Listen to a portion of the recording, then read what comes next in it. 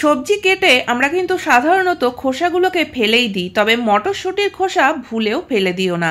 আর এই খোসাগুলো রেখে দিতে পারলে আমরা কিন্তু সংসারের বেশ কিছু টাকা বাঁচিয়েও নিতে পারবো। তো কিভাবে সেটা সম্ভব জানতে গেলে কিন্তু বন্ধুরা ভিডিওটা অবশ্যই দেখতে হবে। এছাড়াও থাকলো বেশ কয়েকটা সাংসারিক টিপস, আশা করি প্রত্যেকটা টিপসই তোমাদের কাজে লাগবে। বিশেষ করে শীতকালে কিন্তু এই টিপসগুলো খুবই কার্যকরী। নমস্কার বন্ধুরা, মৌস ফ্যাশনে তোমাদের সকলকে স্বাগত জানাই। তো চলো দেখে নেওয়া যাক আজকের প্রথম টিপস।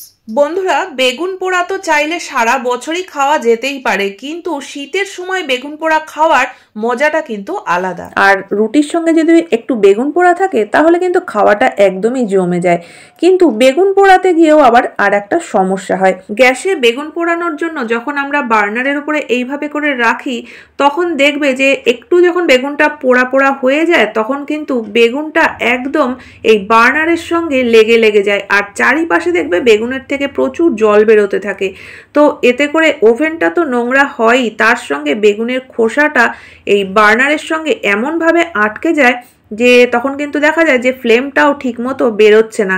তো বেগুন পোড়া খেতে গিয়ে কিন্তু আমাদের খাটনি অনেকটাই বেড়ে যায়। তখন কিন্তু এই বার্নারটাকে আবার ভালোভাবে পরিষ্কার করতে হয়, আর না হলে দেখা যায় যে একদিক থেকে ফ্লেম বেরোচ্ছে আর একদিক থেকে কিন্তু ফ্লেম একদমই বেরোচ্ছে না।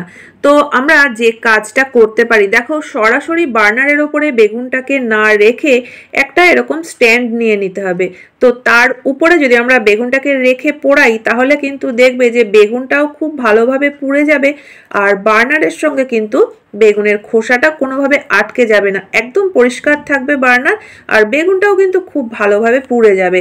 তো ছুরি দিয়ে একটুখানি দেখিয়ে দিলাম তোমাদের, বেগুনটা কিন্তু কত সুন্দরভাবে পুড়ে গেছে। আর এবার বেগুনটা তুলে তোমাদেরকে দেখাচ্ছি, বার্নার কিন্তু একদম পরিষ্কার, একটুও নোংরা হয়নি। আশা করি বন্ধুরা এই ছোট্ট টিপসটাও তোমাদের কাজে লাগবে। তো চলে যাচ্ছি এর পরবর্তী টিপসে।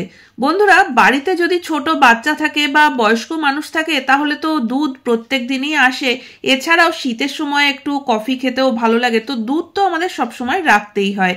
তো জাল দেওয়ার পরে দেখবে যে দুধের ওপরে কিন্তু ঠান্ডা হয়ে গেলে একটা সর পড়ে যায়, যেটা অনেকেই দেখবে দুধের মধ্যে সর পড়লে খেতে পছন্দ করে না। তো আমরা কি করি, তখন তুলে সরটাকে ফেলে দিই। তবে এই সরটাকে ফেলে না দিয়ে কিন্তু তুলে রেখে দিতে পারো। তো দেখো আমি আগের দিন সরটাকে তুলে ফ্রিজে রেখে দিয়েছিলাম। আর এই সরটা আমরা কিভাবে ব্যবহার করব।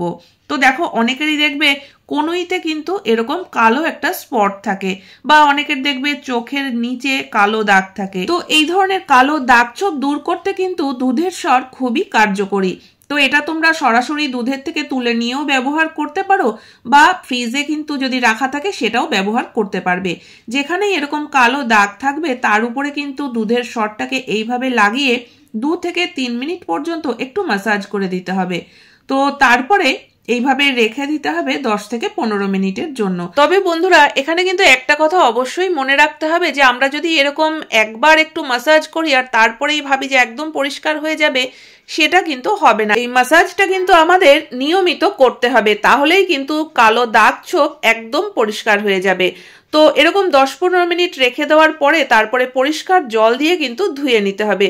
তো আশা করি বন্ধুরা টিপসটা তোমাদের সকলেরই কাজে লাগবে। তো চলে যাচ্ছি পরবর্তী টিপসে।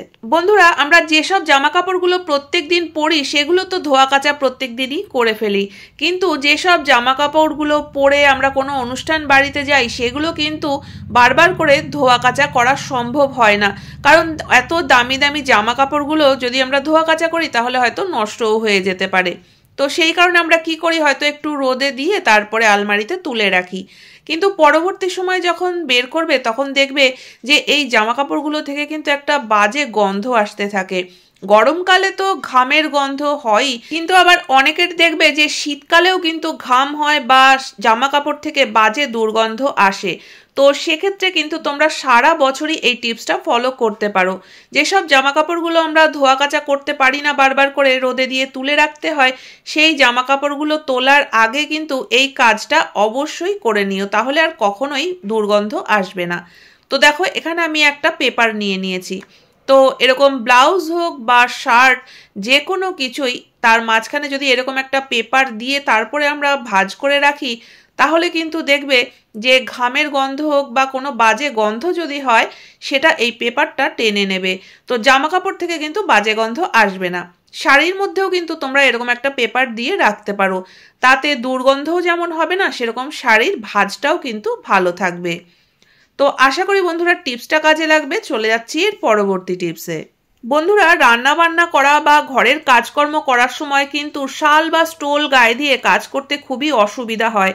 তো সেই সময় আমরা সোয়েটার বা জ্যাকেটই কিন্তু পরে নিই, কিন্তু এক্ষেত্রেও একটা সমস্যা হয় কি, যখন আমরা বাসন মাজি বা হয়তো আটা মাখি, কোনো কাজ করার সময় কিন্তু হাতাটা একদম হাতের সামনে থাকে বলে খুবই অসুবিধা হয়, বা জলে হয়তো হাতাটা ভিজেও যায়।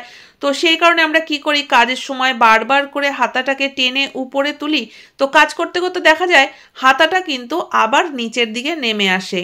তো বাসন মাজার সময় কিন্তু খুবই অসুবিধা হয়, বা আটা মাখার সময়। তো সেক্ষেত্রে তোমরা এই যে চুল বাঁধার যে গার্ডারগুলো, এরকম একটা গার্ডার নিয়ে নিতে পারো, যেগুলো হয়তো লুজ হয়ে গেছে আর ইউজ করা হচ্ছে না। তো এরকম একটা গার্ডার নিয়ে সোয়েটারে হাতার উপরে কিন্তু লাগিয়ে দিতে হবে। তো তারপর হাতাটাকে যখন ফোল্ড করে নেবে, তখন দেখবে যে এই হাতাটা কিন্তু আর কোনো সময় হাতের সামনে চলে আসবে না, বা আমাদের কাজ করতেও কিন্তু আর কোনো সমস্যা হবে না। তো বন্ধুরা, চলো দেখে নেওয়া যাক এর পরবর্তী টিপস। বন্ধুরা, শীতকাল মানেই কিন্তু প্রচুর শাকসবজি, আর এখন বাজারে গেলে মটরশুঁটি কিন্তু আমরা অবশ্যই এনে থাকি, কারণ সব সবজির মধ্যেই একটু আধটু মটরশুঁটি দিলে কিন্তু বেশ ভালোই লাগে, বা অনেকে আবার দেখবে কাঁচা মটরশুঁটি খেতেও পছন্দ করে। কিন্তু খাওয়ার পরে কি করি, এই খোসাগুলো আমরা ফেলে দিই, কারণ মটরশুঁটির খোসা সেরকম তো কোনো কাজেই ব্যবহার করা হয় না। তো চলো আজকে একটা দারুণ ট্রিক তোমাদের সঙ্গে শেয়ার করছি, এতে করে কিন্তু বেশ কিছু টাকা সংসারের বেঁচে যাবে। তো দেখো, এই খোসাগুলোকে ফেলে না দিয়ে এখানে একটা চাটু গরম করে নিতে পারো, বা রুটি করার পর চাটুটা তো গরম থাকেই, সেই গরম চাটুর উপরে খোসাগুলোকে রেখে দিতে পারো।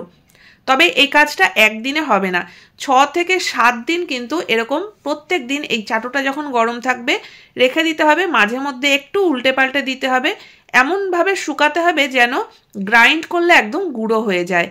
তো তোমাদের যদি এই কাজটা করতে ঝামেলা লাগে, তাহলে আর একটা কাজও করতে পারো, এই খোসাগুলোকে কিন্তু একটা পেপারে করে রোদে দিয়ে রাখতে পারো। তো 6-7 দিন এরকম রোদে দিলেই কিন্তু দেখবে একদম শুকিয়ে যাবে। তো তারপরে গ্রাইন্ড করলে এরকমই একদম গুঁড়ো হয়ে যাবে। তো বন্ধুরা, এবার চলো দেখে নেওয়া যাক যে এই গুঁড়োটা আমরা কি কাজে ব্যবহার করতে পারি। আমাদের প্রত্যেকের বাড়িতেই কিন্তু ফুল বা ফলের গাছ থাকে, আর সেই সব গাছের পরিচর্যার জন্য আমরা বাজার থেকে সার কিনে আনি। তবে গাছে যদি আমরা এই গুঁড়োটা ব্যবহার করি, তাহলে কিন্তু আর সার কেনার প্রয়োজন পড়বে না, কারণ এই গুঁড়োটাই কিন্তু সারের কাজ করবে। আর ফুল গাছ হোক কিংবা ফল গাছ, সব গাছেই কিন্তু তোমরা এটা ব্যবহার করতে পারবে। তবে এটা 15 দিনে একদিন কিন্তু দিতে হবে।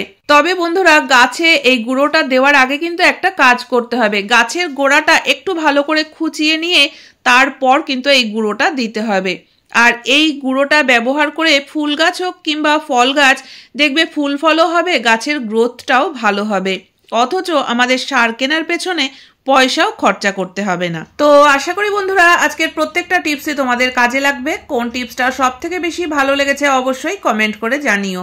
ভালো লাগলে চ্যানেলটিকে সাবস্ক্রাইব করে পাশে থাকা বেল আইকনটা অবশ্যই প্রেস করে দিও, যাতে নতুন ভিডিও আপলোড করলে নোটিফিকেশন সবার আগে তোমাদের কাছে পৌঁছে যায়। তাহলে আজকের মতো ভিডিও এখানেই শেষ করছি, দেখা হচ্ছে নতুন ভিডিওতে।